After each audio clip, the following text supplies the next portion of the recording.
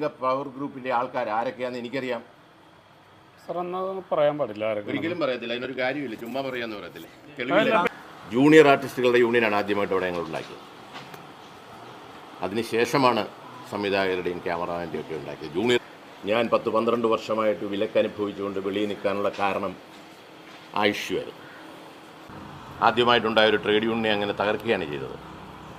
അന്ന് ആ മീറ്റിങ്ങിൽ പ്രസംഗിച്ച ഇന്നത്തെ മന്ത്രി ഉൾപ്പെടെയുള്ള ആവേശത്തോടെ പ്രസംഗിച്ച ആ 15 പവർ ഗ്രൂപ്പിലുള്ളവർ തന്നെയാണ് ഇന്നും മലയാള സിനിമയിൽ ഈ തെമ്മാടിത്തരങ്ങൾക്ക് സപ്പോർട്ട് ചെയ്യുന്നതെന്നുള്ളത് സങ്കടകരമായ കാര്യമാണ്.